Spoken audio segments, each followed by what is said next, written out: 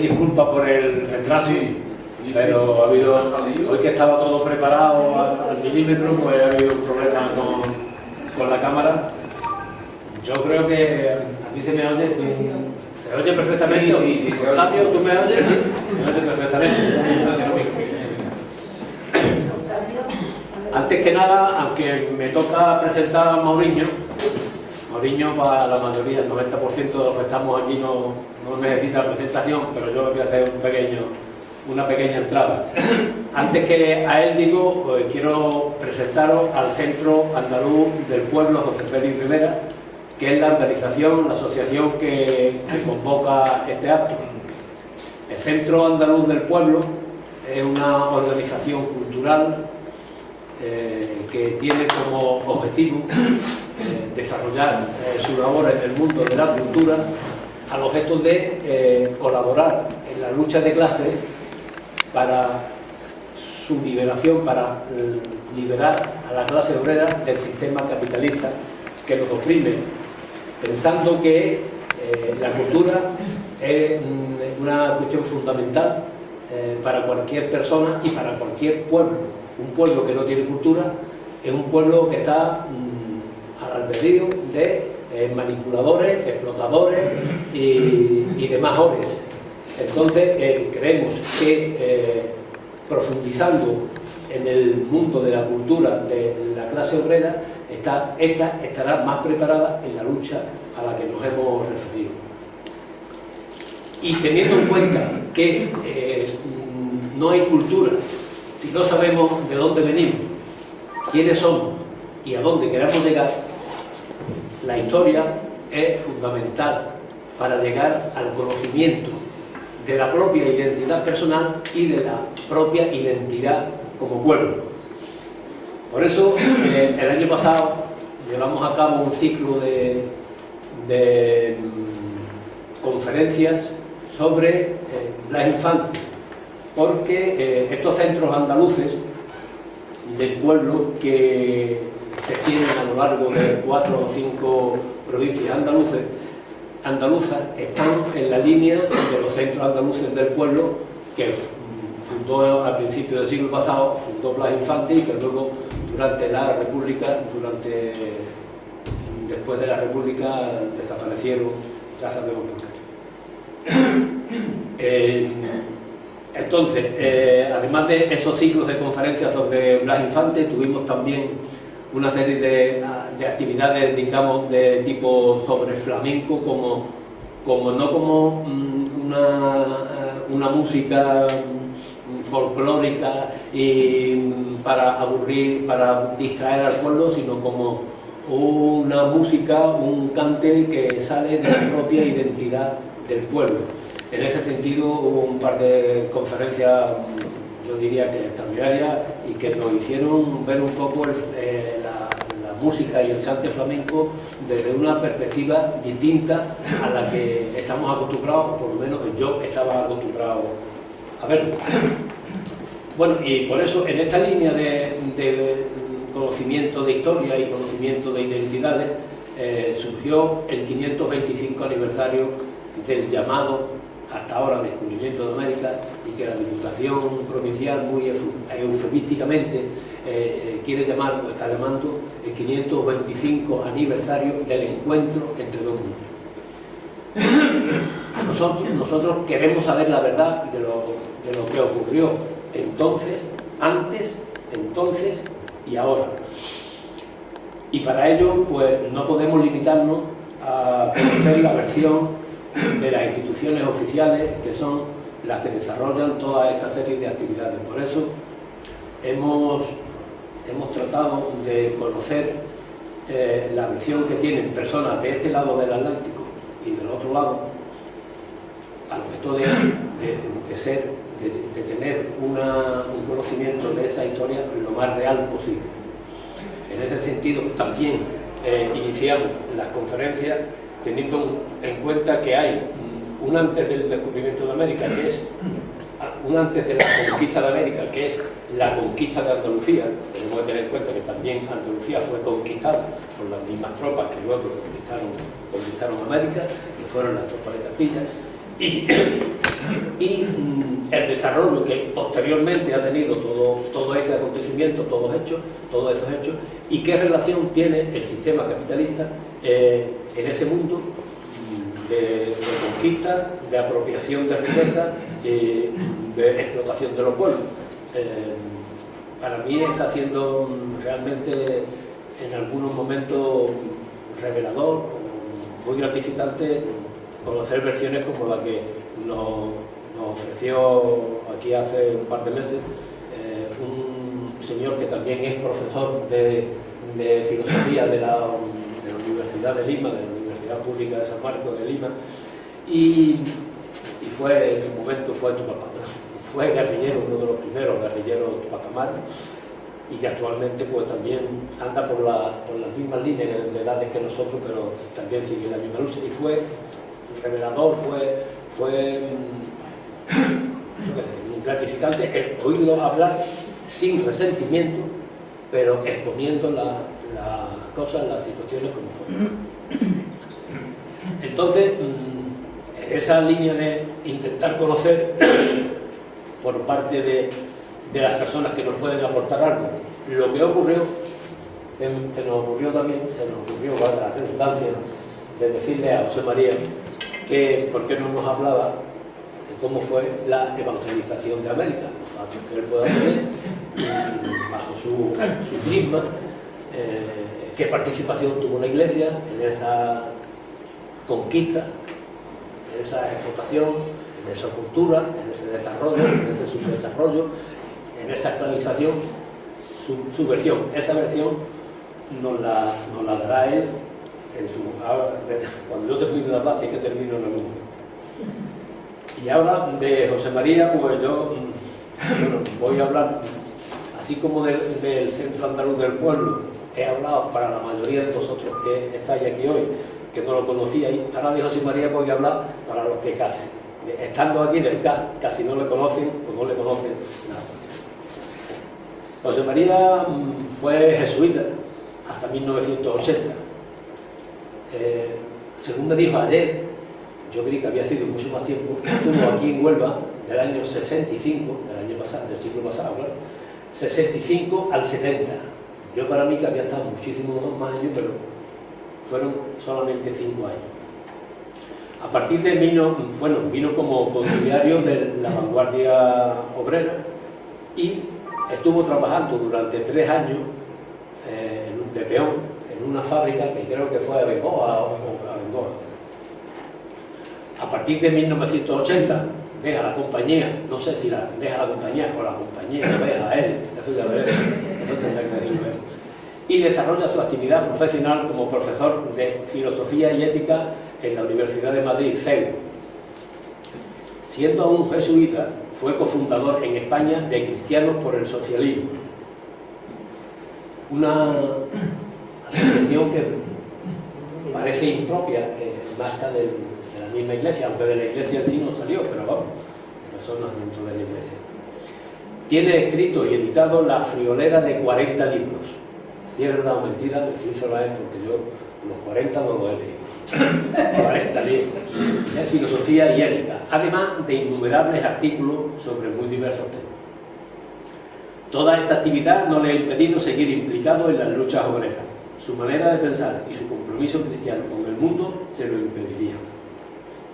Es llamativo, y me viene siempre que hablo de Mourinho, me viene a mí ese recuerdo, que de una frase que le oí: siendo activista, parece que siendo activista lo que quiere es cambiar el mundo, lo que se cree que va a cambiar el mundo, y le oí decir: yo no pretendo cambiar el mundo, me conformo con que el mundo no me cambie a mí. No sé si tú la miras muchas veces, seguramente sí.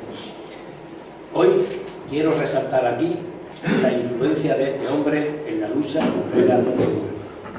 Lo digo de verdad porque me tocó vivir parte de aquellos momentos. Estuvo muy poco tiempo por aquí, ya hemos dicho, son 5 años, pero fue suficiente para abrir las mentes y cambiar la deriva de un grupo de jóvenes vinculados a la vanguardia obrera, bajo la influencia de los jesuitas, con ganas de transformar el mundo, ilusos que éramos, y Con su ayuda comenzamos a ver de forma distinta la religión que estábamos viviendo y a darle un sentido de compromiso social en la lucha por mejorar las condiciones de vida y trabajo de la clase obrera.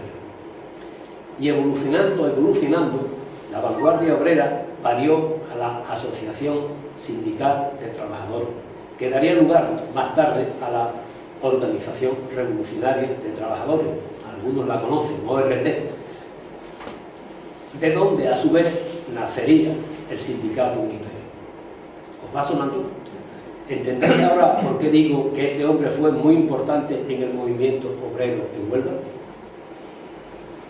Estoy convencido que de no haber desembarcado Mouriño en Huelva, muy posiblemente ese grupo de jóvenes, buena parte de los cuales estamos aquí no ya tan jóvenes, ese grupo de jóvenes no hubiéramos tomado la deriva que tomamos como organización de lucha de clases, al menos aquí en Huelva. De aquellos polvos, estos lobos. ¿Alguien tiene duda de lo que ha significado y sigue significando el sindicato unitario para la lucha de clase en Huelva? Yo al menos no la tengo. Por eso no tengo más remedio que decir gracias, Mouriño. Por supuesto que hubo muchísimas más personas comprometidas y luchadoras, no tengo que dar nombres, en Huelva nos conocemos casi todos, pero en ese grupo el embrión lo implantó este hombre. Por eso casi podría llamarle el padre del sindicato unitario. ¿Qué honor? No quiero terminar sin hacer una breve reflexión sobre cómo, desde distintos caminos, podemos llegar a buscar los mismos objetivos. Mouriño sigue siendo un hombre de una fe profunda, inspirada en el Evangelio, no en la Iglesia, para quien es un anatema. Otros, hace tiempo que dejamos esa fe, pero nos seguimos encontrando en la lucha por la liberación de la clase obrera de la explotación a que nos somete el capitalismo. Muy bien, ¿no? Espérate, que tengo que la boca, que no tengo que hablar. Ayer, leyendo una entrevista que le hicieron no hace mucho, decía Mouriño: los cristianos deberíamos estar comprometidos en la construcción del socialismo como alternativa al capitalismo. Yo cuando leí esto digo, y esto viene de un tío que ha militado toda su vida, bueno, que ha sido toda su vida cura, esto, ¿cómo es posible? La verdad es que es así, es que con todo mi respeto, José María, si donde dices cristianos ponemos obreros, la redondeamos y la firmamos todo. En la misma entrevista hay una frase que nos viene en estos momentos al Centro Andaluz del Pueblo, en la campaña del 525 aniversario al que me referí antes, nos viene como anillo al dedo. Parece que se dirigía a nosotros cuando la pronunciaba. Y la frase es esta: hay que leer la realidad de la historia desde la lucha de clase. Es exactamente lo que estamos intentando hacer desde el Centro Andaluz del Pueblo de José Félix Rivera, en esta campaña en que nos hemos enfrascado y que nos está aportando muchos conocimientos que nos ayudan en la lucha diaria, que no es otra que la lucha de la clase obrera por su liberación.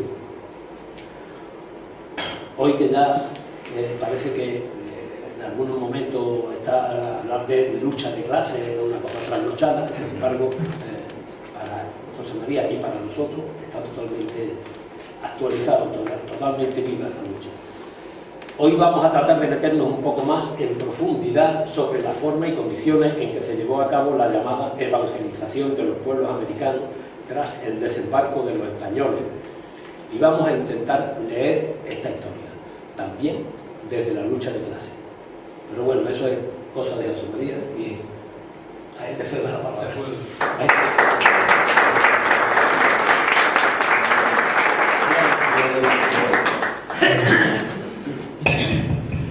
Muchas gracias, Diego, por tu presentación y muchas gracias a vosotros todos por venir aquí a escuchar a este pobre viejo.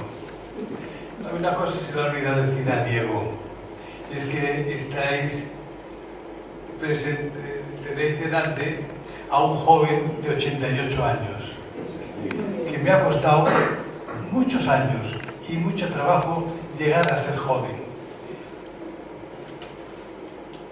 Lo que yo voy a decir ahora es continuación de la lucha de clases, a partir ahora de la defensa de los explotados que han sido los indios y de lo que yo voy a tratar de decir ahora y de defender a los indios. El título de esta conferencia es el siguiente: Colón, 525 años. La evangelización, una mirada cristiana sobre la historia. Para ser claro, voy a tratarlo en 4 o 5 puntos. Primer punto, el hecho histórico del descubrimiento de América. Segundo punto, ¿cuál es el problema de la evangelización? Tercer punto, las bulas de los papas. Cuarto punto, los 3 elementos que constituyeron la evangelización. Y por último, pues una reflexión final. Voy allá.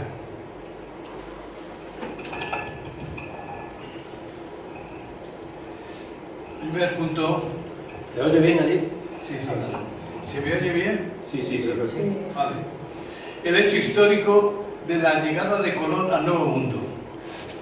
El 3 de agosto de 1492, mientras en Roma se celebraban los funerales del Papa Inocencio VIII, que acababa de morir, del puerto de Palos partía Cristóbal Colón con sus 3 carabelas en busca de otro mundo desconocido.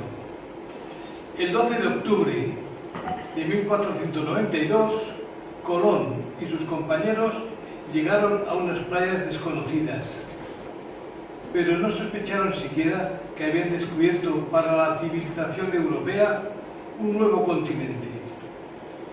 Ni mucho menos tuvieron idea de que habían llegado al continente de la esperanza.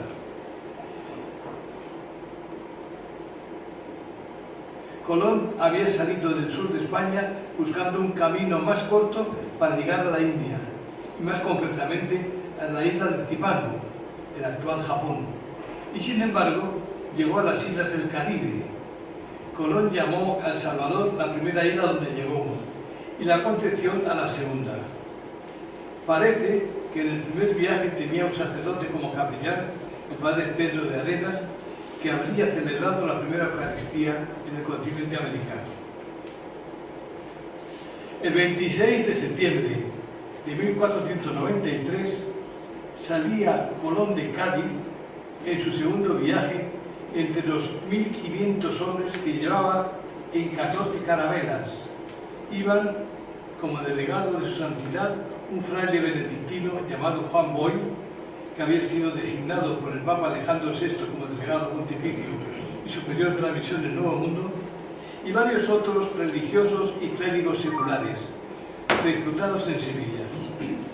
Estos eclesiásticos, por lo menos la mayor parte de ellos, apenas estuvieron un año fuera de España. El delegado Boy chocó con Colón sobre el trato que debía darse a los indios. Colón, resentido, ordenó que se disminuyera y aún se suprimiera la ración diaria de alimento a los eclesiásticos, quienes pronto regresaron al viejo continente en diciembre de 1494. Solo quedaron en la Española, llamado después Santo Domingo, 3 hermanos legos, los franciscanos Juan de Deure, Juan Picín y el ermitaño Jerónimo Ramón Pané, a quien se ha calificado justamente como el primer maestro, catequizador y antropólogo del primer mundo. El primer obstáculo grande con que tropezaron europeos y americanos para defenderse fue la falta de una lengua común. Se calcula que en esa época existían en América 125 familias lingüísticas, con 600 idiomas, muchas de ellas difíciles de aprender, y por eso recurrieron a las lenguas generales, es decir, las que habían logrado mayor difusión. Desde el comienzo de la colonización se utilizó el método de las encomiendas, es decir, que descubierto y conquistado un territorio, se confeccionaban los planos y se fundaba un villorrio con el nombre de ciudad. Las inmediaciones se repartían entre los conquistadores, siendo una de las principales obligaciones cuidar, defender y catequizar a los indios de su territorio. Al dar posesión a un conquistador de un territorio, se decía interesado: a vos, fulano de tal, se os encomiendan tantos indios en tal cacique y enseñarles las cosas de nuestra fe católica. De ahí las palabras encomienda y encomendero. A su costa tenía en su encomienda un encargado sacerdote o seglar que diariamente enseñaba la doctrina cristiana a los indios, y por eso le llamaban doctrinero. De tiempo en tiempo pasaba por ahí algún misionero, examinaba a los candidatos y bautizaba y administraba los demás sacramentos a los que estaban suficientemente preparados. En 1495, los reyes católicos ordenaron que pasasen misioneros a las tierras descubiertas. La isla española fue el sitio donde franciscanos, dominicos y mercedarios ensayaron el modo más apropiado para desempeñar debidamente su misión. Comenzaron por catequizar a los niños, siguieron con los adultos. En 1502 comenzaron a edificar iglesias en Santo Domingo, dando alas a su celo apostólico y acompañados de algunos sacerdotes del clero secular, pasaron a las demás islas y así se civilizó a los moradores de las Antillas. Este descubrimiento es un acontecimiento del pasado que se evalúa desde el presente y cada uno cuenta la historia según y cómo le ha ido en ella. No hay neutralidad posible porque el acontecimiento ha tenido dimensiones universales y consecuencias perdurables. Literalmente ha cambiado el mundo. Después del viaje de Colón, ni Europa ni América han sido las mismas, y desde ambas esa transformación se extiende a todo el planeta. Se trata, pues, de una revolución del paradigma medieval, tanto a nivel geográfico como político, económico y cultural. Ahora, 5 siglos después, podemos captar dimensiones y consecuencias que entonces eran imprevisibles. La toma de distancia nos permite valorar desde lo que somos, desde las consecuencias que ha tenido para la historia de la humanidad. Punto segundo, el problema de la evangelización. Sin ir demasiado lejos, el 8 de enero de 1454, el Papa Nicolás V firmó la bula Romanus Pontifex, mediante la cual le concedía al rey de Portugal el derecho de invadir, conquistar y someter a perpetua esclavitud a todos los habitantes de África. Los imperios, lo más grave de este asunto es que no solo la corona de Portugal, sino los demás imperios coloniales de Europa se sintieron con el derecho de hacerse los dueños del continente. Como unos años más tarde, a partir de Alejandro VI, la corona de España se sintió legitimada para invadir todo lo que quiso en América y traerse de allí el oro, la plata y todo lo valioso que encontró. Los reyes católicos fue la denominación que recibieron los esposos Fernando II de Aragón e Isabel I de Castilla cuando se casaron. Vuelto a España, los reyes católicos, Fernando e Isabel, se apresuraron en dar cuenta del descubrimiento al nuevo Papa Alejandro VI. El Papa celebró la noticia con grandes festejos en Roma y les dijo lo siguiente: os mandamos en virtud de santa obediencia que así como prometéis y no dudamos, cumpliréis, destinéis a las tierras e islas susodichas varones probos y generosos de Dios, doctos, inspirados y experimentados para doctrinar a los dichos indígenas y moradores en la fe católica e imponerles en las buenas costumbres, poniendo toda la diligencia debida en los que haya que enviar. La evangelización se supone que es la comunicación del mensaje subversivo de Jesús, el reino de Dios, a los pobladores del Nuevo Mundo. Pero tal como se dio esta evangelización, se cometieron 3 errores de una enorme importancia. Primero, esta evangelización se hizo desde el poder de la Iglesia y el poder del Estado juntos, no desde la humildad y el desinterés. Segundo error, despreciaron la cultura, la religión y las costumbres de los indios, en lugar de respetarlos. Y tercer error, se aprovecharon de sus riquezas de oro, plata y otros metales preciosos y además obligaron a los indios a trabajar como esclavos. Pienso que ninguna de esas 3 cosas formaban parte del mensaje de Jesús. Pero estos 3 errores se convierten en uno: el nacimiento del capitalismo. El capitalismo es ante todo un poder, no solo una economía. Un poder que acumula y se impone. Un poder que quiere dominar a todos, lejos de lo que el cristianismo pretende, que es compartir, ofrecer, invitar, servir, nunca oprimir. En esa época nace un capitalismo que se reafirma en el poder político y en el poder militar, propios de la Corona de España. No era posible la unidad política sin establecer también la unidad religiosa. Un poder para usurpar los valores sociales propios de las sociedades indígenas. El capitalismo entró en América Latina destrozando cultura y religiones que no eran las propias de la civilización capitalista. En las luchas coloniales es donde se fraguó la acumulación originaria. No hubo reglas económicas para apoderarse del oro, plata, piedras preciosas y demás riquezas de los indios. El capitalismo salvaje de los inicios y mediados del siglo XVI se apoderaron de todo lo que quiso.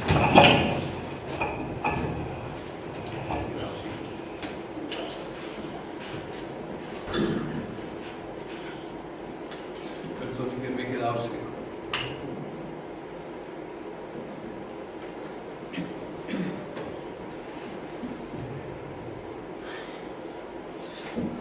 Tercera cosa, tercer punto, las bulas. ¿Por qué trato este tema? Ahora lo veremos. El poder de la Iglesia se expresaba en las bulas de los papas, que eran documentos que concedían muchos privilegios a los conquistadores.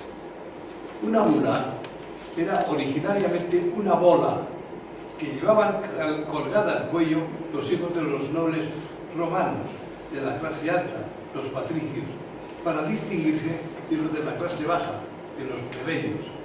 Así mostraban su auténtica categoría y origen. De ahí que esta palabra pasó a significar lo mismo que sello de autenticidad.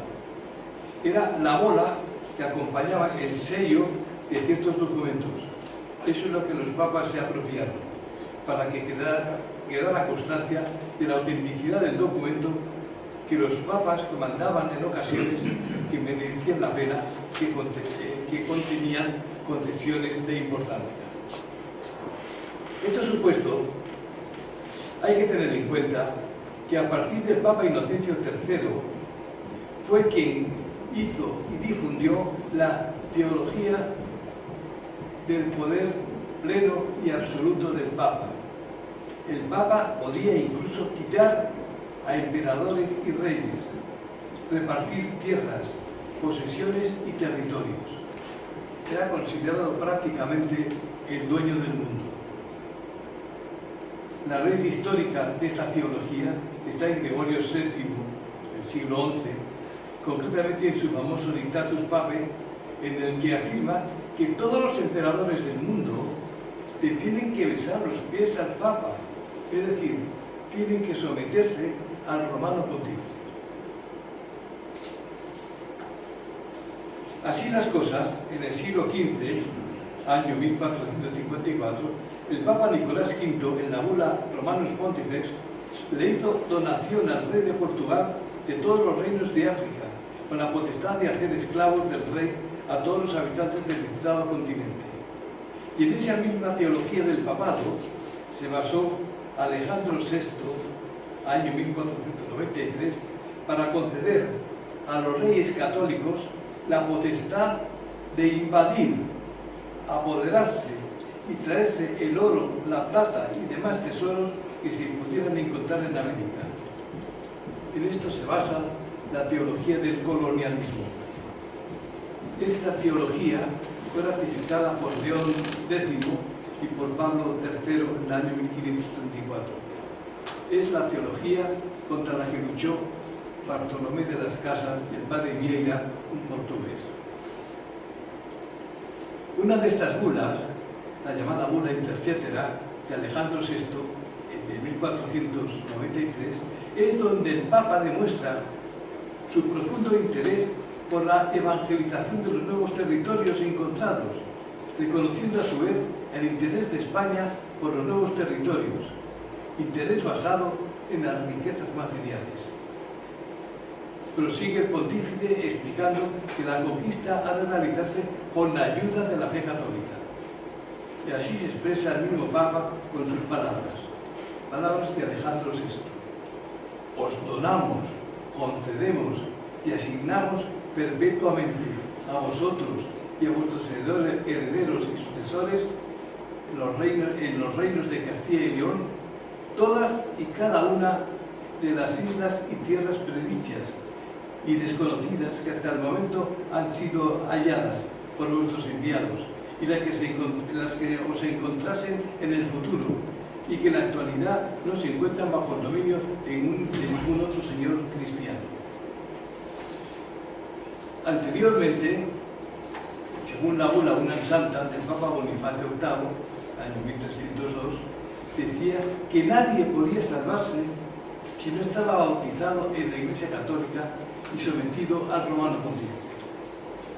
Por esta razón, los primeros misioneros americanos se apresuraron a bautizar a los indígenas, esperando poderlos catequizar más adelante, mientras llegaba el final de los tiempos. Decían también los misioneros que antes del fin del mundo se tenía que cumplir la conversión de todo el mundo a la fe católica, aún la conversión de los hebreos. Para eso se quería hacer una expedición a Jerusalén, al estilo de las cruzadas, que debía ser financiada con el oro del Nuevo Mundo. Pero este hecho de la evangelización requiere más profundización. Hay que preguntarse desde dónde se evangelizaba. Porque esta misión se hacía desde la plataforma del poder político y militar, junto con la colaboración de la religión cristiana, no desde el servicio y el desinterés, no desde el servicio y la humildad. Entonces estaban juntos el trono y el altar, la cruz y la espada. Un poder político sostenido por el poder de una iglesia y al mismo tiempo el poder de una iglesia que sostenía a un poder político y juntos mantenían la unidad de la corona de España. Era una forma, digo yo, un poco extraña de evangelizar. Empezaba así la trayectoria del llamado nacionalcatolicismo que llegaría hasta la era de Franco. En general, los primeros evangelizadores de América Latina se propusieron tener como modelo de evangelización para el continente americano la metodología que se había empleado para la Iglesia primitiva. La primera medida evangelizadora que tomaron los misioneros españoles fue la de destruirle a los indígenas los lugares sagrados y sus objetos religiosos de culto, porque según parecía todo era pagano y atentaba al poder sagrado del trono y del altar. Los conquistadores amortiguaban la dureza del procedimiento porque daban primero una orden para que los indígenas mismos destruyeran sus pertenencias culturales. Y si no obedecían, entonces los militares lo hacían con gran violencia. La cristianización se hizo buscando acabar con tradiciones, autoridades y valores antiguos, haciéndolos aparecer perversos o inadmisibles. La religión estuvo íntimamente ligada a la expresión colonial. En el afán por convertir a los indios al cristianismo, se utilizó la violencia como método de extirpación de cultos autóctonos. En esta forma no se valoró la religión del indígena, pues se tenía la convicción de llevar una religión y una cultura superiores. Se buscó evangelizar y civilizar al mismo tiempo, utilizando el modelo español, pues se pensaba que la religión indígena era una superstición. El primer anuncio cristiano estuvo muy marcado por una tendencia de conversión militar al estilo español. Este defendía la fe más en los campos de batalla que en la mente y en el corazón de los indios. Eso ha dado lugar a que se diga que los indígenas americanos aceptaban solo externamente el cristianismo, o que el paganismo indio subsistía bajo el culto católico. Ahora conviene ver un poco cuáles fueron los tres elementos de la evangelización. Es importante mencionar tres elementos que utilizaban ampliamente los misioneros americanos. Primero, las doctrinas; segundo, la encomienda; y tercero, las reducciones. Las doctrinas eran pequeños poblados que se formaban en torno a un rancho capilla levantado por los misioneros, en el cual se agrupaban los naturales que iban aceptando la fe. Las doctrinas estaban a cargo de un doctrinero, que era el encargado de transmitirles contenidos de la fe a los indígenas. Este fue el método inicial de evangelización utilizado por los misioneros franciscanos y fueron el origen de numerosas ciudades de hoy en día. Segundo, la encomienda. Para ayudar a este trabajo de evangelización de las doctrinas, la corona española empleó el método de la encomienda, costumbre de origen feudal, mediante la cual los encomenderos, que solo podían serlo los españoles, imponían a los indígenas una serie de obligaciones con la condición de sostenerlos económicamente y educarlos cristianamente. De ordinario, el indígena era explotado hasta en su misma dignidad personal, a cargo de la encomienda. Los encomenderos eran también los encargados oficiales de recoger las contribuciones de los indígenas para el sostenimiento de la misión y pagar con esas contribuciones a los misioneros. Los abusos fueron grandes porque los encomenderos llegaban a explotar sin misericordia a los indígenas y de ordinario se adueñaban de los bienes hasta de la persona misma de los pobres indios, haciéndolos sus esclavos. En numerosas oportunidades, la Iglesia debió reclamar ante las Cortes de España justicia y castigo para estos excesos.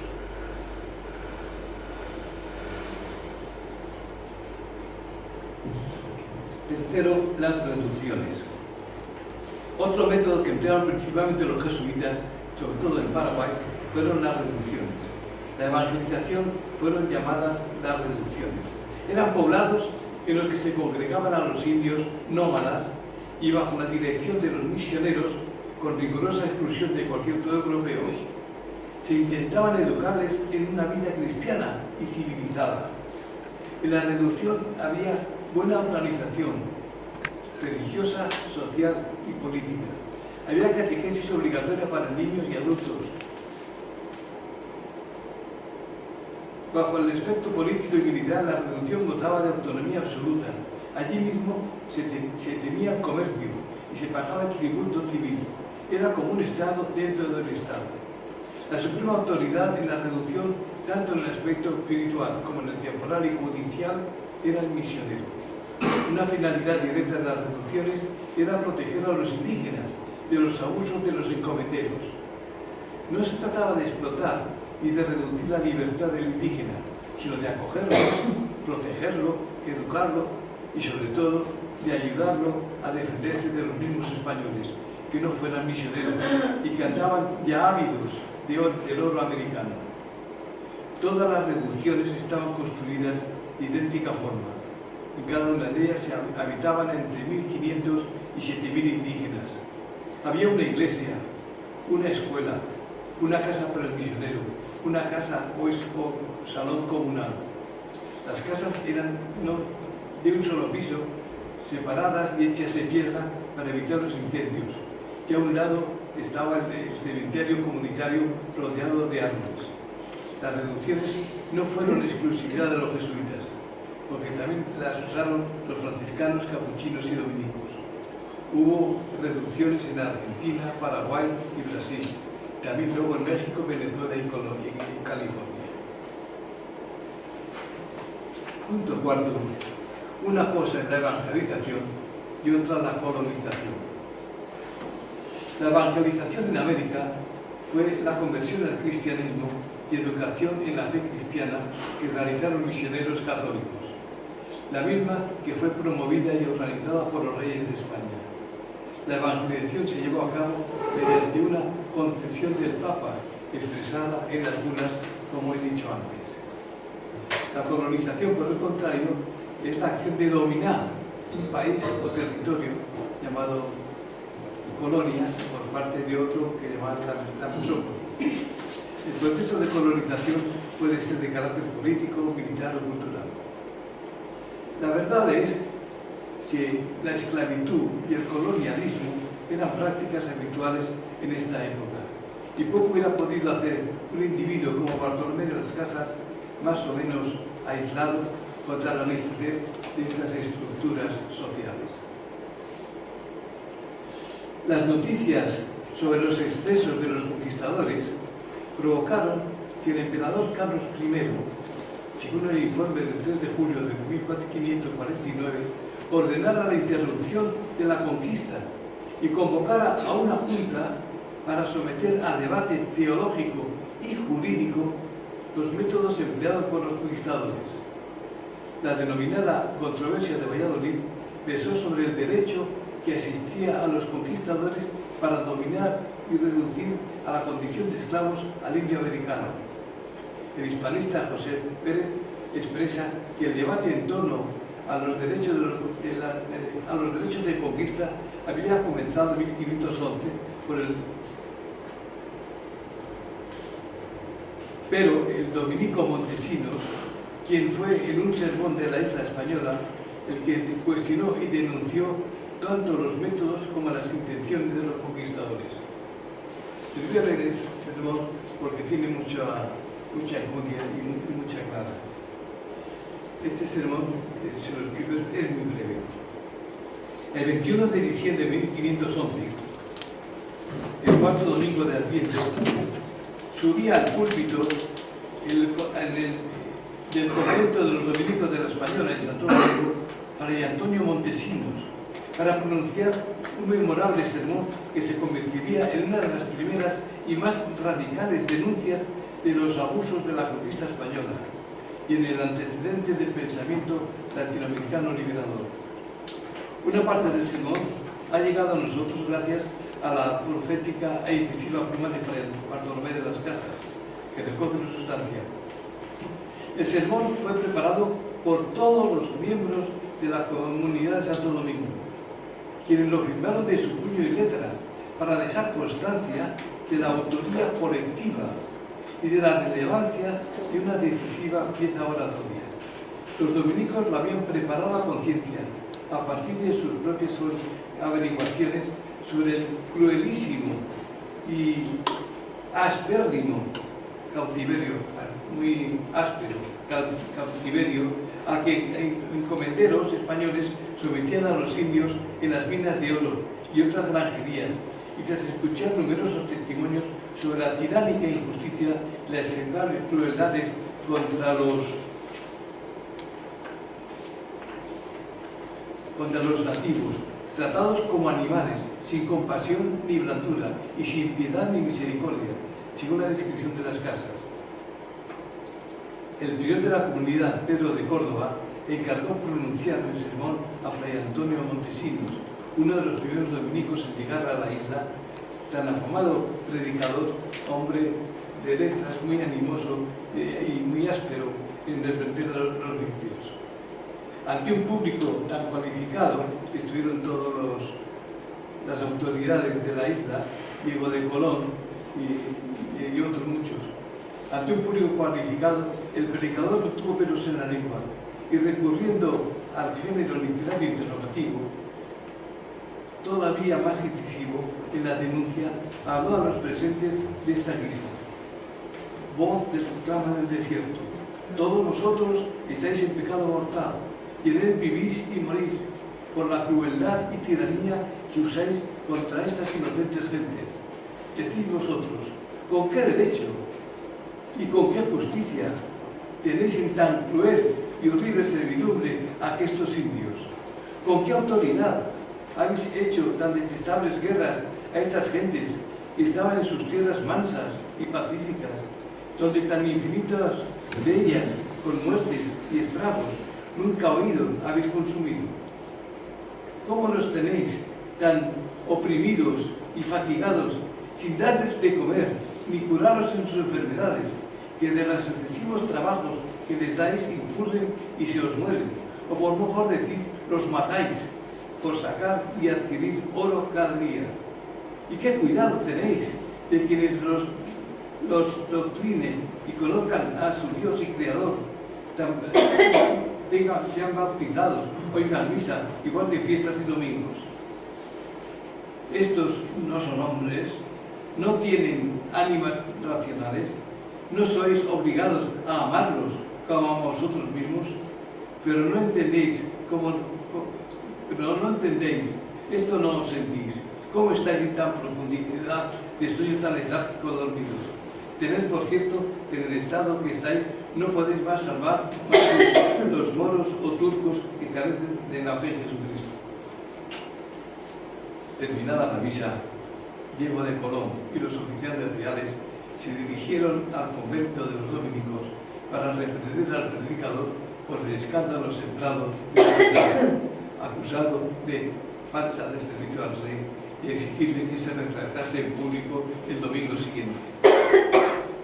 Pero 7 días después, Fray Antonio Montesinos volvió a subir al púlpito y, lejos de desdecirse, se ratificó en sus denuncias y afirmó que los encomenderos no podían salvarse si no dejaban libres a los indios, que irían todos al infierno si persistían en su actitud explotadora. El sermón causó todavía mayor alboroto que el del domingo anterior, y los oficiales reales enviaron al rey cartas de protesta contra los frailes. Fray Antonio Montesinos fue enviado a España para dar cuenta y razón de su sermón. Tras muchos impedimentos, logró entrevistarse con el anciano monarca, a quien expuso un largo memorial de los agravios de los conquistadores contra los indios: hacer la guerra a gente pacífica y mansa, entrar en sus casas y tomar a sus mujeres, hijos, hijas y haciendas, y cortarles por medio, hacer apuestas sobre quién cortaba la cabeza de un tajo, quemarlos vivos y poner trabajos forzados en las minas, etcétera, etcétera. Aquel sermón no cayó en saco roto. Marcó el comienzo del cristianismo liberador, del reconocimiento de la dignidad de los indios y del respeto a la diversidad cultural y religiosa de toda América. Fue asimismo el germen de la teología de la liberación. 3 años después, Bartolomé de las Casas renunciaba a su condición de encomendero, se convertía en el defensor de los derechos de los indios y en el iniciador de una nueva filosofía de derecho.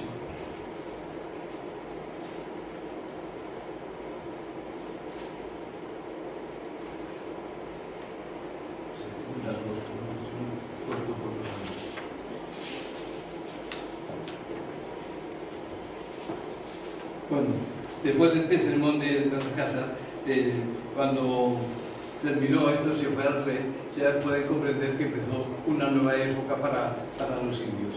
Entre los aspectos de mayor relevancia a debatir estuvo el cuestionamiento sobre la supuesta inferioridad del indio americano y la conveniencia de evangelizarlos y civilizarlos. Se empezó a considerarlos como seres humanos, porque eran tenidos como animales que trabajan y hablan, para que llegasen a grados superiores de desarrollo. Dicha evangelización debía hacerse incluso por la fuerza si los indios se resistían. Entre los primeros actores del debate de Valladolid estuvieron los dominicos Bartolomé de las Casas y Francisco de Vitoria como defensores de los derechos de los indios, y del lado opuesto el cronista de Carlos I, Juan Ginés de Sepúlveda. El padre de las Casas, que se le conoce entre los latinoamericanos, llegó a denunciar abiertamente la hipocresía que sabían convertirlos en la encomienda, expresando que el creador de dicho sistema no se había propuesto dar doctrina a los indios, sino riqueza a los españoles y servicio con destrucción de los mismos indios. Francisco de Vitoria, desde su cátedra de la Universidad de Salamanca, vivió con inmensa preocupación moral y teológica a causa de métodos de conquista y dominación que denigraban a los indios americanos. Su cuestionamiento fundamental eran los supuestos por los cuales se privatizaba esto. Y para terminar,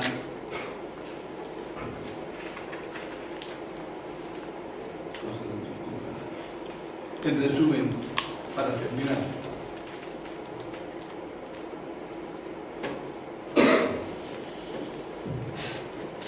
a pesar de las dificultades que tuvieron los conquistadores, puede decirse que la primera evangelización que hicieron los misioneros en América Latina fue bastante buena, porque de verdad llegó hasta los elementos básicos de la cultura.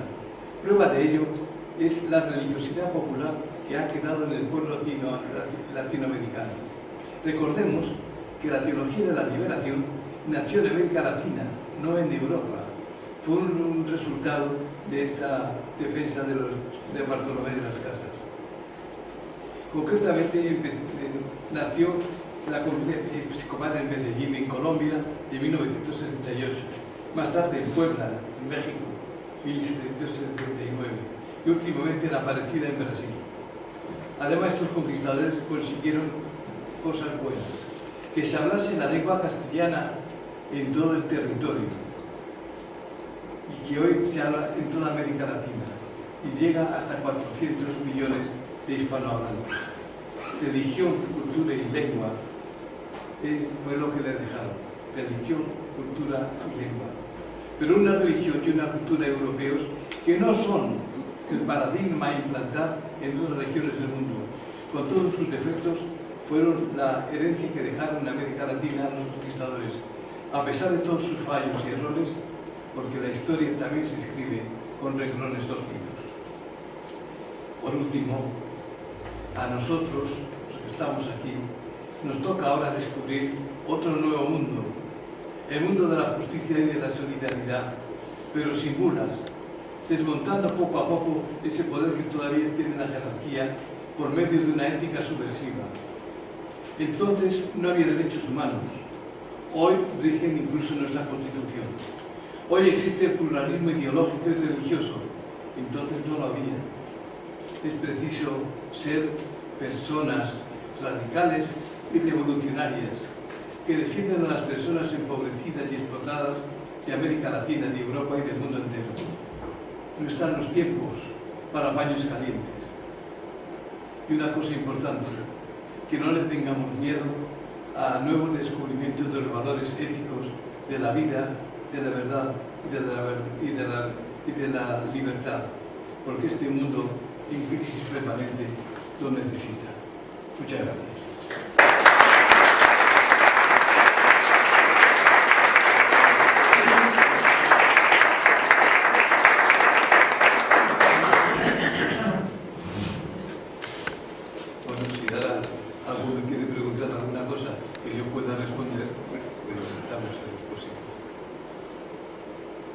A ver, ¿alguien? Voy a empezar. No. Ya te gasta uno por el de Ramón. Bueno, Venga. dale el premio ahí. Venga, Antonio. Antonio. Ah, no vengo a hacer una pregunta, compañero. Habla fuerte, por favor. ¿Más fuerte? No, ley fuerte. Que no vengo a hacer ninguna pregunta al compañero. Yo lo que me refiero, precisamente, que pasemos precisamente el error o horror que cometieron precisamente los Reyes Católicos, contratando precisamente a un mercenario o a varios mercenarios para invadir precisamente América Latina, y lo que hicieron después con traspasarlo precisamente lo que ocurre hoy. Por ejemplo, lo que estaba pasando precisamente en Siria, lo que pasó precisamente en Libia, lo que pasó en Irak, lo que pasó precisamente en Afganistán. Es decir, que el capitalismo hoy contrata a mercenarios para invadir a esos países y enriquecerse de sus materias primas. Es decir, es traspasarlo al ejemplo de hoy. Y eso lo estamos permitiendo.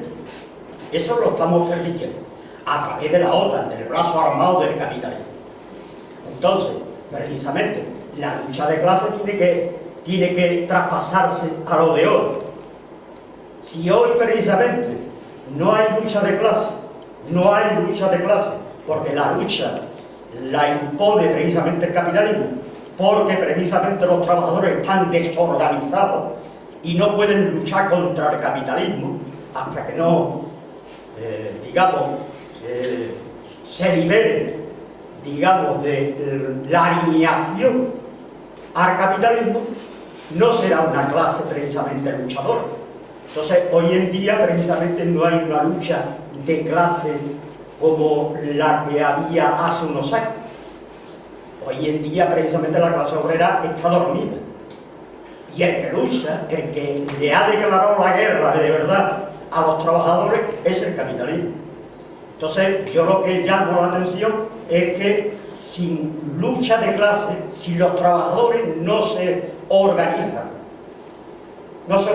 independientemente, y es una clase precisamente autóctona, una clase con una ideología propia, etcétera, etcétera, nunca jamás en la vida será una clase alternativa a los horrores del capitalismo hoy en día.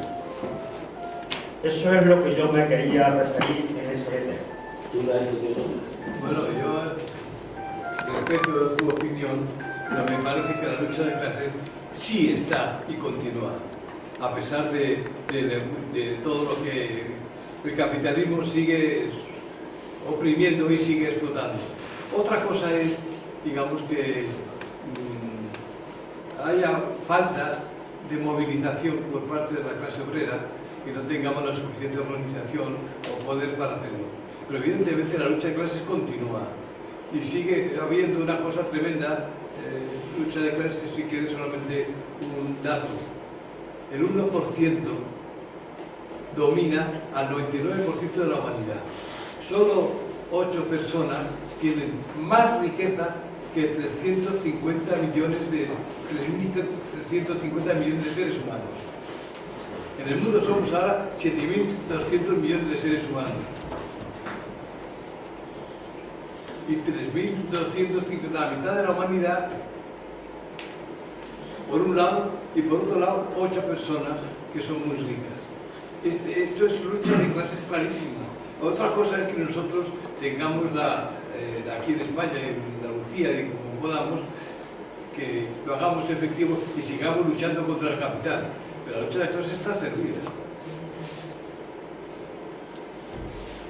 Manolo. No, yo lo único que quería era animar para que hubiese manos levantar. Vale, ya aquí. Raúl. A ver, José Mari, tengo una duda, es una duda, no para entrar en materia de juicio en lo que fue la evangelización, sino más bien una duda histórica. Antes de que llegaran los conquistadores, como bien has dicho, existían tribus indígenas con su cultura, costumbres y lugares sagrados. Todo eso se aplastó. De aquella religiosidad originaria, ¿queda hoy por hoy algún reducto? ¿O se aplastó completamente? que si de la religión, de la cultura de la religión nativa propia que había antes de llegar a los españoles, antes de la evangelización, aquello ha desaparecido totalmente. No ha desaparecido. Es decir, hay una cosa clara, los indios tenían su religión y tenían su cultura, y los conquistadores no la respetaron. Hay una religión y una cultura que permanece en montones de sitios y montones de ciudades y de todo, y permanece ahora. Y ahora hay, digamos, un cierto respeto para esta civilización y esta cultura. Hoy tenemos pluralidad de pensamientos, pluralidad de religiones, pluralidad de credos. Entonces no lo había. Pero hoy día sí, cada vez se respeta más, que saben que tienen sus religiones. No son supersticiones, es su religión, que merece un respeto pues igual que otro. Porque no es la religión, entonces se prevalecía diciendo que la religión cristiana era la única y la verdadera. La imponía a todo el mundo, digamos, a golpe de espada y a golpe de explotación y de todo. Hoy somos más civilizados que entonces decimos, no es la única verdadera, es una de tantas religiones que hay. Y una de tantas religiones es la que tienen los indios, la que tienen los aguarunos que están en el río Amazonas, la margen izquierda del río Amazonas, y tienen su religión tan verdadera, con tantas verdades como puede ser la religión católica. Y eso se mantiene ahora en el momento. No sé si era claro. Sí, era esa la duda. Y una segunda pregunta, ¿qué papel tuvo Alonso Sánchez en todo esto? Alonso Sánchez. No se sabe si existió Alonso Sánchez cuando se escribió. Ahora que no sé. Cualquiera sabe si existió Alonso Sánchez. Si no hay nadie que quiera preguntar, me ha sorprendido una cosa que has dicho al final, en tu resumen, en tu conclusión. Has dicho que en conjunto, a pesar de la evangelización, fue bastante buena. ¿Eso que fue una valoración positiva de la evangelización? Pues No. Yo lo he entendido mal. No. Quiero decir que, a pesar de todas las cosas, digamos, desastres que hicieron, se mantuvieron tres cosas, que fue la lengua. La lengua, que es, ahora se habla en América Latina el español, y entonces se mantiene el español, se mantiene la lengua, por un lado. Se mantiene cierta cultura que le llamamos nosotros cultura civilización occidental. Es decir, que ahora, digamos, y perdonen la expresión así, no sé, los ciudadanos no están en taparrabos, y aunque estuvieran taparrabos tampoco pasaba nada. Pero en fin, hay otros avances, otra progresión propia de la sociedad. Y luego mantenían la religión. La religión católica de entonces es la de ahora. El pueblo latinoamericano es un pueblo profundamente religioso y profundamente cristiano. Y ahí, digamos, donde ha nacido la teología de la liberación, porque ha nacido de la religión, de esta religión.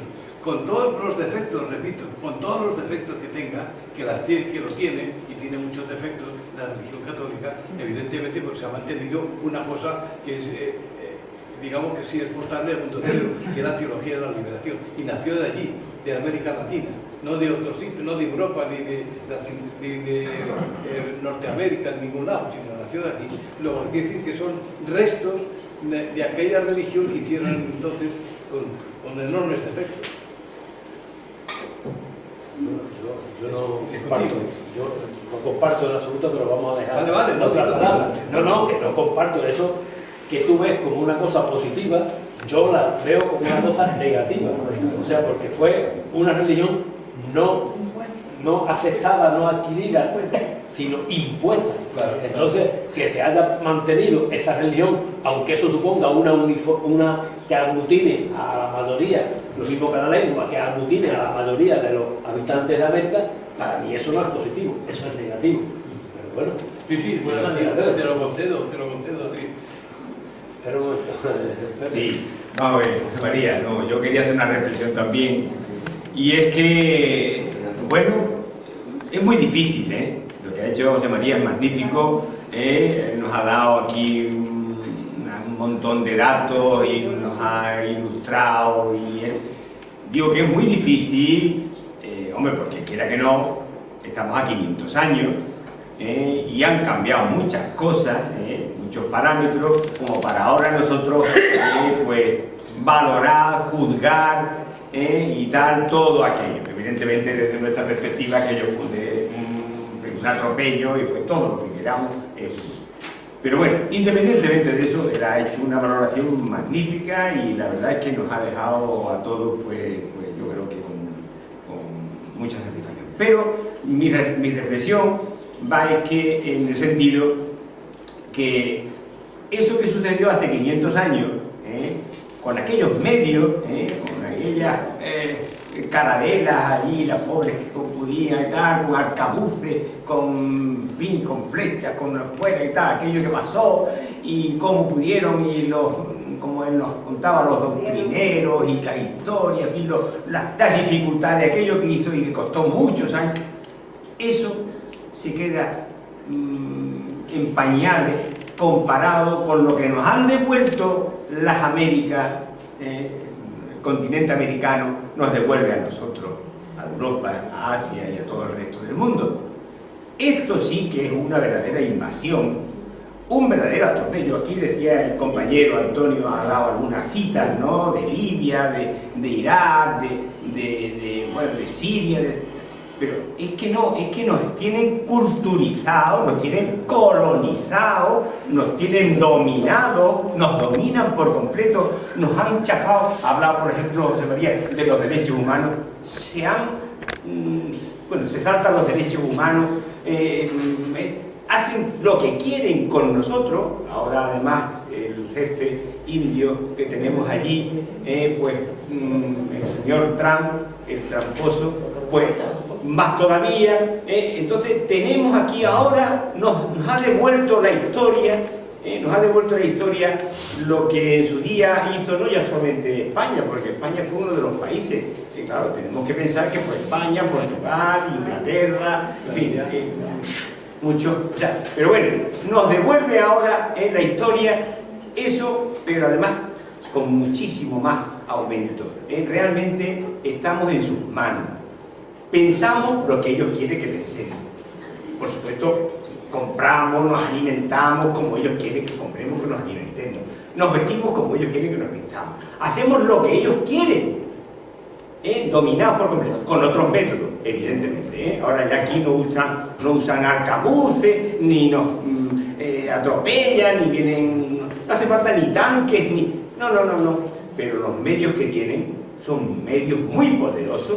La propaganda, la publicidad, los medios de comunicación, todo, que está todo en sus manos, con expertos, con psicólogos, con gente muy preparada, que realmente son los que dominan. Evidentemente está también la OTAN, como dicen ellos, y todas sus armas y todo eso, pero en fin, eso de momento ellos no hace falta que lo utilicen, no necesitan utilizarlo, ni les interesa. Basta con todo lo demás. Realmente, ante eso, yo diría, ¿qué lucha es la que tenemos que hacer? Porque la lucha de clase, ahora ya veo ya huelga, como no sea huelga de comer, como no sea que hagamos huelga de consumidores, otra huelga no les importa a ellos para nada. Es decir, ¿qué podemos hacer? ¿Cuáles serían los medios de nuestra lucha para sacudirnos este yugo y esta dominación? José María apuntaba temas de la teología de la liberación, pero bueno, eso sería un poco para los que podamos tener. Pero ¿y los demás? Es decir, ¿cómo realmente podemos hacerle frente y a todo ese poder, a ese poder tan inmenso y con tanta fuerza que nos tiene, pues eso, en sus manos? Porque ahora mismo, en fin, la lucha de clase se basa en que el trabajador, en fin, se opone al... Pero si ahora el trabajador no se opone, si ahora el trabajador quiere ser como el otro, quiere ser, si el trabajador es el que vota, a los que están ahí, a toda esa partida de generosos y de corruptos, si el trabajador es el que los mantiene, el que los apoya. Es decir, la verdad es que es un tema un poquito complicado. Perdona, José María, no sé si... Está muy bien, muchas gracias, José Juan. Nosotros dejamos allí la lengua. Perdón, y ahora los niños tienen que aprender en la guardería el inglés. Perdón un momento. Que nos ha llamado a la partida. No, ¿tú querías hablar? Sí, No. una cosa muy simple, sin olvidar las atrocidades que los españoles hicieron en toda Latinoamérica. La verdad, según yo así la interpreto, es que no puedo hablar más alto. Sí. Tú hablas que yo se lo traduzco. Tú ves a los pueblos latinos y a pesar de las matanzas, los robos, los expolios, las violaciones, siguen hablando bien de España. Y pregunto, ¿qué explicación sociológica tiene eso? ¿Sabes lo que te pregunto? No tiene contacto usted ¿No? no tiene contacto usted con gente de allí, ¿no? No tengo. Yo sí, precisamente no hablo. Yo hablo por hablar. Que siguen hablando bien de España. ¿Qué explicación tiene? Yo me voy a apuntar también. Pues mira, Claro. yo no sé qué explicación pueden tener. Yo lo que sí te explico es que tienen muy poca cultura histórica. No saben de lo que han venido. Yo una vez cuando estuve en Pero la iglesia, hablaban de la María. madre de España, de la madre patria. Y yo les dije, La por favor, iglesia ha tenido 5 siglos allí detectando la cultura. ¿a qué cultura? La cultura que existe en Latinoamérica, las universidades, los colegios mayores, todo eso está fundamentado en jesuitas, franciscanos. Pues no logro yo explicarme, y vuelvo a hacer la misma pregunta, cómo, a pesar de todas las barbaridades que hicimos, aunque este señor dice que yo no conozco a ningún sudamericano, nos siguen apreciando. No lo entiendo. Somos guapos. Muy difícil. Ahora después va César, pero antes es que un poco por alusión, yo tengo apuntado, estoy apuntado. Yo he ido ya por circunstancias personales y por otra aparte, he ido unas pocas veces, ya he cruzado el charco unas pocas veces y he ido y he tratado de convivir con gente de allí y eso que versión oficial que nos dan de la madre patria y de que hablan bien de España y que nos quieren es mentira. Perdona, Ya está. yo no estoy hablando Lo que yo he vivido. de Yo no te puedo versión vivir oficial. Yo estoy hablando de tú a tú con sudamericanos. Entonces, Y dice este señor que no. César.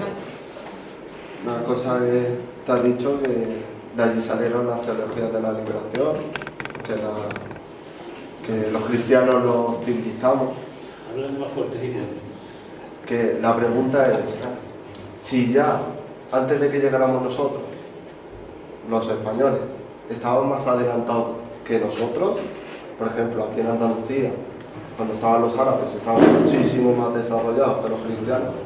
¿Qué habría salido si los cristianos hubieran respetado la cultura de allí? Mira, que teniendo en cuenta la cultura que tenían ellos, que tenían una cultura avanzada,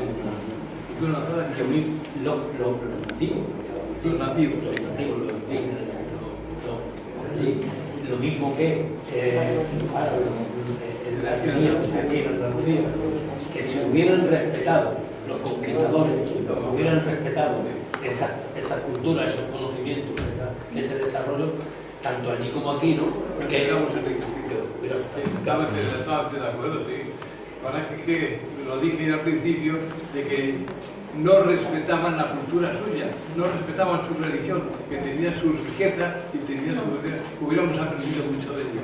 Pero ocurrió así, que fueron una verdadera invasión la que hicieron los americanos, sobre todo una invasión, digamos, en nombre de la fe católica, que es todavía peor, digamos. La fe católica, la verdadera, digamos, no oprime, no explota, es todo lo contrario. Pero la fe católica de entonces, ya que ahora todavía mucha gente tiene, es la religión, esta religión católica que es opresora. Y eso todavía existe aquí, en España, en este siglo XXI y en esta Andalucía. O sea que, y no nos hemos liberado todavía de ella. No somos capaces de ver la cultura que nosotros podemos tener de los árabes y todo esto. ¿Tú no querías hablar primero que yo? No, yo lo único que le he dicho que si la lengua se quedó en ese país, Ah, que no la digo. que si la lengua, nosotros le dejamos a ellos la lengua, porque nos la están devolviendo, porque ahora los niños en la guardería tienen que aprender ya inglés. Así que estamos dando la vuelta a la tortilla. Sí, sí. No, pero yo hablo de América Latina. En América Latina se habla castellano, no el inglés. Entonces, claro, habría mucho que hablar, y no lo he dicho aquí porque no quiero extenderme mucho, de todo lo que significa la lengua. La lengua es toda una cultura. Y cuando uno habla con su padre, con su madre, con el vecino, con quien sea, expresa su mundo de valores. Cómo ve el mundo, cómo ve la familia, cómo ve la economía, lo expresa todo así en su lengua. No es lo mismo expresarlo en inglés que expresarlo en castellano. Igual pasa con cuestiones en África. En África se habla el africano, pero no el inglés ni el francés, que es producto de la invasión de los europeos allí. No es su lengua, no se expresa, su verdadera cultura no se puede expresar en latín, perdón, en inglés o no se puede expresar en francés. Tiene que expresar en concorrenio o en suajili, pero no en nuestra lengua. Y nosotros tenemos que expresarlo también en nuestra propia lengua, no en inglés. Yo quería primero agradecerte, José María, como decía José Gómez, que en tan pocas líneas haya dado tantísimos datos y tan interesantes para reflexionar. Muchas gracias. Porque realmente... Y después yo, en este contexto, pues, me estoy sintiendo, ¿no? Porque tú hablabas de la cultura histórica, realmente no quiero hablar de tristeza, ya las palabras negativas no me gustan. Digamos, echar en falta el problema que tenemos con la juventud, de que carece de raíces culturales históricas. Es decir, los que estamos aquí, los que pertenecemos a esta generación y que iremos desapareciendo, es decir, ¿cuántos chavales hoy en día, bueno, chavales jóvenes, conocen hasta lo que fue la guerra civil?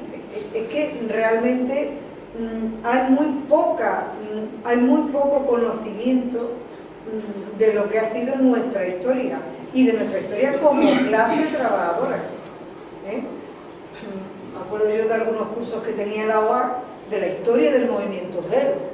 Es decir, carecemos. Entonces, yo desconocía la existencia de esta asociación, ¿no?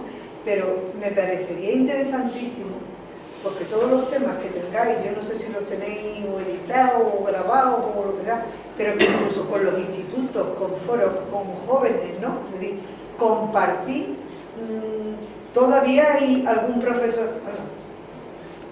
todavía hay mucho profesorado comprometido, donde se podrían plantear en los C, ir a hablar pues, de este acontecimiento, de la historia del movimiento obrero. Hay mucha gente todavía en este país que tiene datos, que tiene mucha información, y no hablo de información fría, no, de información viva, y hablo yo he pertenecido a la UAC muchísimos años, he hecho unos cursos preciosos de devolver esa savia, porque si el árbol no tiene raíces, ¿qué frutos va a dar?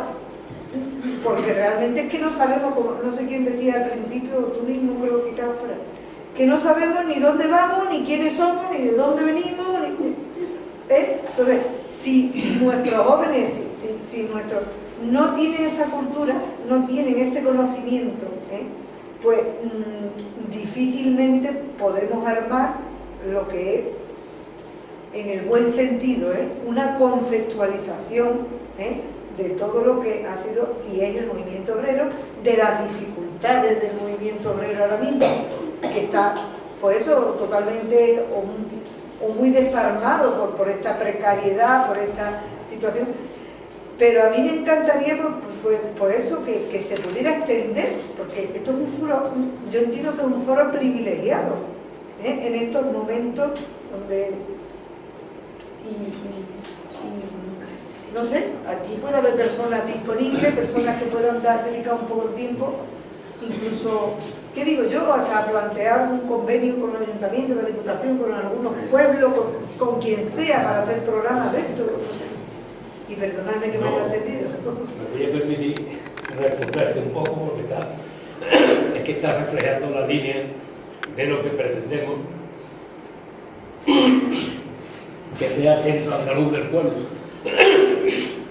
Es un foro de cultura donde aprendamos a conocernos, de dónde venimos, dónde estamos y dónde queremos llegar. Con esas palabras un poco se reduce o se engloba todo lo que pretendemos.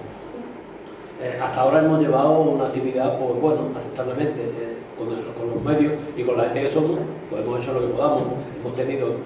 Venimos teniendo frecuentemente, periódicamente, 2 actos cada mes, y lo tendremos así, de momento, hasta el mes de julio. En el mes de agosto queremos elaborar con todas las ponencias que se hayan desarrollado y los documentales, vamos a elaborar un libro y haremos alrededor del 3 de agosto, con motivo de la conmemoración de la efeméride de ese hecho, pues queremos elaborar un libro. Lo difundiremos como podamos, enteraréis igual que habéis enterado eso, a través de las amistades, a través del CAD, de los correos electrónicos, de Facebook y de la página del CAD, el Centro Andaluz del Pueblo de Julio Rivera, tiene un Facebook y tiene una página. Ahí, si queréis, estáis interesados en ella, yo ahora mismo de memoria no me sé cuál es el nombre, pero lo mejor César se lo sabe. Ahí está, y ahí podéis ver lo que vamos haciendo y enteraros de las actividades. Que es verdad que un pueblo que no tiene cultura es manipulable. Es lo que está haciendo el pueblo, la clase obrera hoy día. El problema fundamental, uno de los problemas fundamentales que tiene es que no tiene cultura, ni está interesado en tener cultura, porque le parece que lo único que vale es el pasar y el vivir, el sobrevivir. Y bueno, frente a eso está la dignidad y hay muchas más cosas, pero no se plantean. Yo no me voy a enrollar ahora, porque estaba mejor barrio de Esperanza. Yo lo que pienso es que los españoles fuimos como fuimos, pero no hay ninguna duda de que los indios tenían pues la misma crueldad que tenían los españoles. O sea que no vayamos a pensar que los indios eran unos santos. Y luego, por otra parte, tenemos que pensar que la religión o las religiones es el instrumento que utiliza el poder para dominar al pueblo. Todas las religiones, y la nuestra está incluida, es el instrumento que utiliza el poder para dominar al pueblo. Entonces resulta que uno de los instrumentos que mandábamos era concretamente a esta religión, porque no era solamente hacerlo esclavo, sino comerle el coco, meterle el miedo. Porque este es el problema. Yo, salvo que fuera por miedo, no comprendo que, fíjate, Mauriño lo ha dicho, que en la segunda convocatoria va 14 naves con 1.500 personas, y con 1.500 personas, la verdad, que salvo que horrorizaran aquello, pues no pudieron conquistarlo. Por lo que pasa es que fuimos puestos a horrorizarlo y a que los tuvieran miedo. Y por el miedo los fuimos capaces de dominarlo. Este es el problema. Y este es el problema de la religión. Que si la pasa en estos tiempos, te pasa exactamente lo mismo. ¿Qué está pasando? Se está utilizando a la religión para dominar al pueblo, para callar la conciencia. No, eso está más claro que el agua. En los primeros 1000 años, los únicos que sabían un poquito de ley eran los que estaban los religiosos. O sea, los primeros 1000 años, los religiosos. Y hasta el siglo XIX no aparece un poco la cultura, y entonces la religión tiene que empezar a retroceder. Porque esta es la verdad de la historia.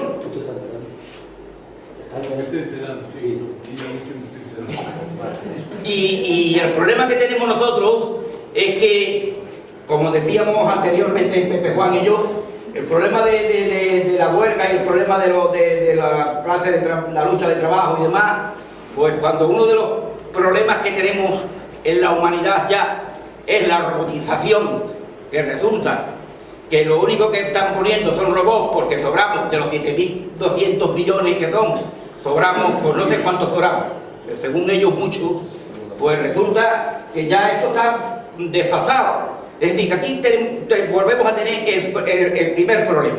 Y el primer problema es que las personas no nos queremos. Las personas no hemos descubierto el amor. Las personas no hemos descubierto que el otro tiene tanto derecho como yo. Y ahí es donde está el verdadero problema. Y mientras que no descubramos esto, siempre habrá un puñadito de espabilados que va a utilizar todos sus medios, bien sea capital, bien sea religión, bien sea meter miedo, bien sea lo que sea, o utilizarla. Nuestra única fuerza no está en sentar ni quitarle el sillón al otro, sino en de verdad creamos que el compañero, el que está sentado a mi lado, tiene tanto derecho como yo. Bueno. No. Claro, es que queremos arreglar el mundo hoy aquí y esto no lo puede hacer. En un ratito no puede. Solamente quería apuntar dos cosas nada más. Que lo que decía Pili es que la cultura esta, también han dicho, es una cultura burguesa. La cultura burguesa está empapada de la clase dominante. Y la ideología dominante es propia de la clase dominante. Y la historia que se emplea es la historia de los vencedores y no de los vencidos. A nadie le interesa, como tú decías, la clase la historia del movimiento obrero. Claro, a mí lo que me dice Diego me impresiona que es que no sabe tener cultura, sino que no quiere tener cultura, que no le interesa la cultura. ¿Qué pasa? Opino yo, no sé si estáis de acuerdo, es que realmente los grandes poderes de este mundo se han apoderado de los medios de comunicación. Y la gente solamente piensa como piensa la televisión. Y así no hay cultura posible. Nadie le interesa nada más que ser, digamos, esclavos de este medio que nos han puesto por medio. Ahora sí, es muy difícil. La lucha es muy difícil. Nadie dijo que fuera fácil. Que nadie dijo que fuera fácil. Pero claro, eso, de duda, la lucha obrera nos la hace mucho más difícil todavía. Porque para organizarse, yo tengo confianza porque realmente en muchos sitios donde yo estoy hay lo que yo llamo la ética de la indignación. Nos indignamos y estamos rabiosos. Pasa que esa indignación no está organizada, sino que queda cada cual por sus sentimientos y son corrillos o cosas, pero nos falta organizar. Y es muy difícil organizar una indignación que tiene su base en todo, porque el capitalismo nos sigue oprimiendo. La lucha contra el capitalismo es feroz, es feroz. Ahora, nosotros también frente a este capitalismo feroz ofrecemos la ética de la resistencia. La ética de la resistencia significa que hay que luchar siempre y no cansarse nunca. A todas las manifestaciones que hay que ir a luchar, a gritar y saber que estamos ahí presentes porque no estamos de acuerdo con todas esas cosas que están ocurriendo ahora. Dice, por ejemplo, ahora que me viene a la mente, están diciendo 20 veces, y por televisión, sobre todo el Rajoy, diciendo que hay crecimiento económico, y estamos muy contentos porque hay crecimiento económico. Mentira. No hay tal crecimiento económico. Y aunque lo hubiera, eso es falso, porque lo importante no es el crecimiento económico, sino el reparto. Que haya que compartir las cosas y los bienes elementales que tenemos que tenernos todos. Mientras no haya reparto, el crecimiento es el crecimiento de unos pocos. Y los demás sabemos cómo estamos. Y si tú querías dar. Tú. No, quería contestarle a lo que ha dicho ella.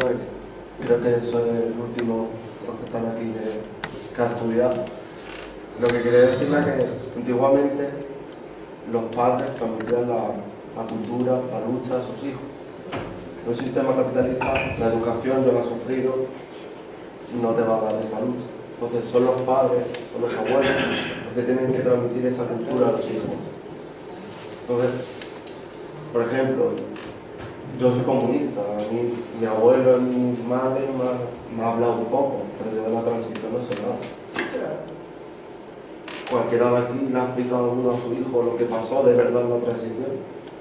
Yo hasta hace poco no sabía que había habido 900 muertos en la transición. A mí me lo habían vendido de pacífica. Entonces, es eso. Ya que la educación, podemos ir a un colegio y explicárselo. Van a salir como si nada.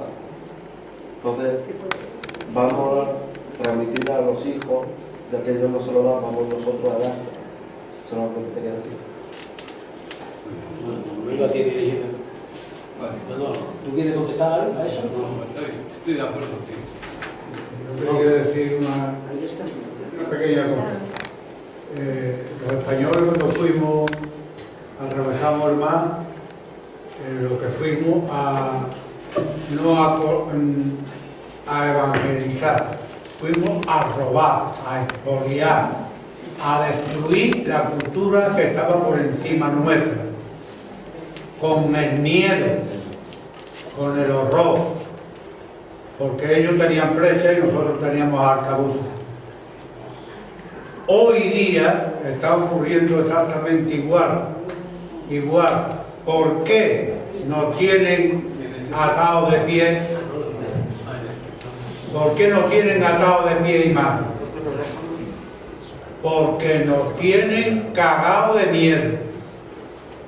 Porque hay muchos parados. Y lo que yo no hago, por 10, lo hace el otro por 5. Porque han metido el miedo en el cuerpo. Primero nos han dicho comprar. Y ahora a ver cómo lo pagáis, como yo quiera. Pues esto es lo que han hecho, meternos miedo. Y nos están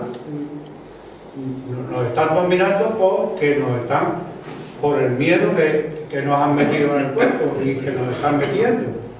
De acuerdo, Manolo, yo te diría una cosa solamente. Y para todos nos pasa lo mismo, estamos en este sistema capitalista.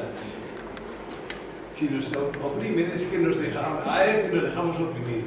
Si nos dominan es que nos dejamos dominar. Y si nos meten miedo es que permitimos que nos metan miedo, en lugar de tener valentía y tener arrojo y tener ser luchadores. Yo les decía al final que hay que dar el miedo de tener los valores éticos fundamentales, no religiosos, pero valores éticos fundamentales, el valor de la vida, el valor de la libertad, el valor de la justicia. Son valores que hay que descubrirlos y realizarlos en la medida que podamos, pero sin miedo. Si no meten el miedo es porque admito que incorporar el miedo en mi vida. Si no, yo he hecho el miedo fuera, no tengo por qué tener miedo, porque eso ya sabemos que es una propaganda que están haciendo. Lo mismo la Iglesia Católica, que el Estado, que la clase capitalista, etc. Es un arma que no debemos permitir que nos invada a nosotros. Muy rápido. Yo estoy de acuerdo contigo en el sentido... Más fuerte, por favor. Sí, que yo estoy de acuerdo. Lo que pasa que yo ya con los años cada vez voy viendo menos antagonismo a las cosas. Es decir, hay que sumar. Y si nos ponemos desde el corazón, bueno, por lo menos de algunos que... Yo sé que es un foro laico totalmente, ¿no? Pero el que no está contra nosotros, como digo, el que no está contra nosotros está con nosotros. Si podemos recuperar, yo trabajo muchos años en educación, en la administración, todavía se pueden hacer cosas en las escuelas, sí se pueden hacer, no vamos a pensar que no. En algunas asociaciones de vecinos que quedan, ya no era el movimiento vecinal de antes, pero todavía queda todo lo que podamos sumar. Evidentemente estoy de acuerdo contigo que lo que se transmite de fondo es la familia, pero que tenemos que sumar todos los cauces que se puedan sumar, ¿no? Y que existen muchos patrones culturales de los que tú has estado hablando que siguen vigentes. Yo muchas veces cuando veo el gobierno y veo la forma de manejarse, la forma de tratar, la forma de relacionarse con los ciudadanos, digo, si estamos todavía en la Edad Media, los señores de la guerra, que se cree que todavía están aquí los otros trabajando y que no hay dignidad humana para el lazarillo de Tormes. ¿Cómo pueden estar esta gente que están robando tanto? Pero si es que si nos podemos ahorrar el IVA, si podemos aquí regatear a 5 euros, si... eso también, es decir, por eso digo los antagonismos, es que esa forma de ser también no la tenemos que vivir a nosotros. Es decir, que muchas veces hay poca gente a lo mejor con conciencia de decir, compro una cosa local, producida, aunque me gaste un poquito más, y me voy a que no estoy criticando porque hay mucha gente que no tiene poder adquisitivo y tiene que ir a lo que sea, pero que también es una responsabilidad al interior, y no con esto estoy diciendo una cosa que lo que se haya dicho no sea cierto, es absolutamente cierto, pero tenemos que poner la responsabilidad, evidentemente fuera, pero también lo que podamos dentro. No sé si me he explicado yo con lo que he querido decir. Que sumemos, que muchas veces en la izquierda, en general, ¿no? Si uno piensa una cosa, el otro la contraria, pero sí es que son casables, son unibles muchas veces. Entonces, porque aprendamos a pensar sumando también.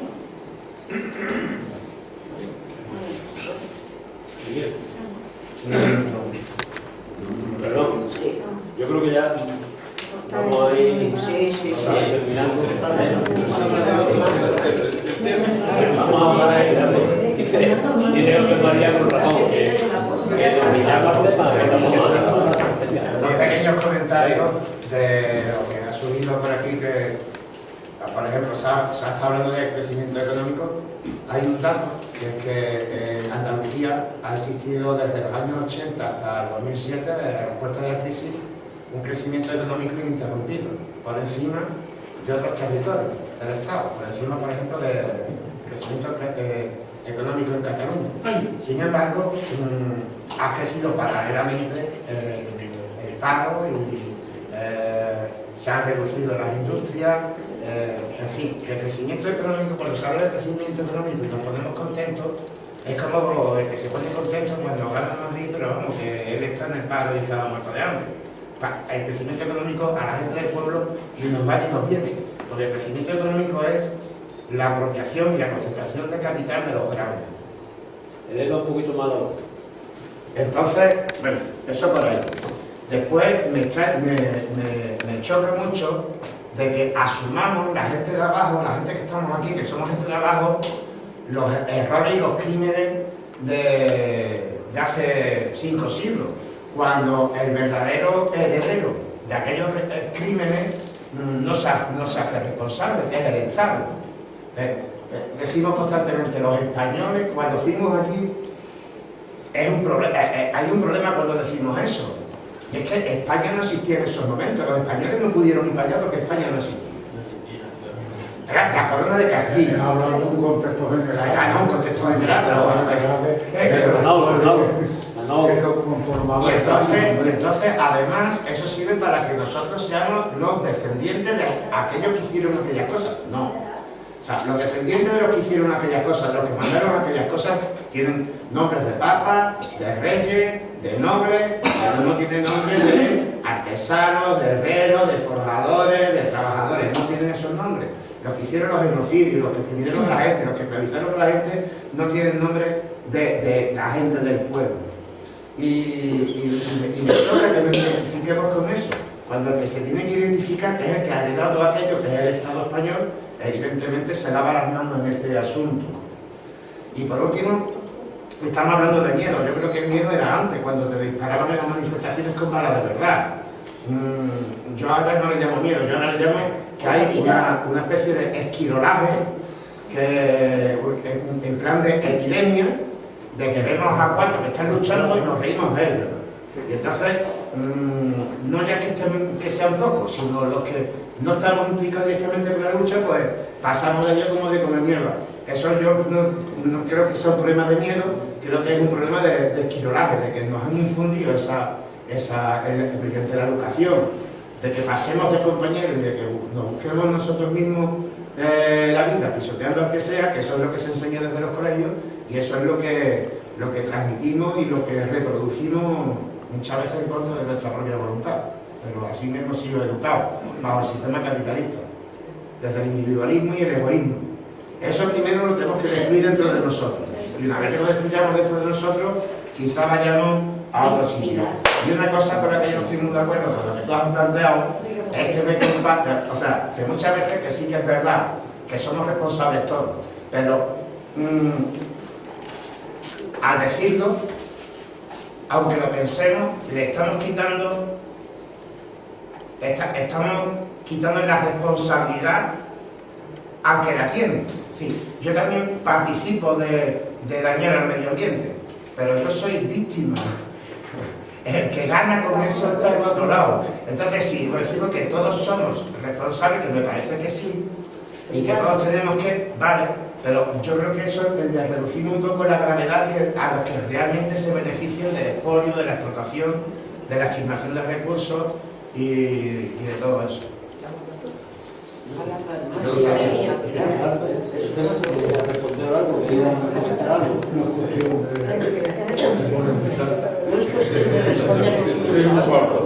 No cansemos más.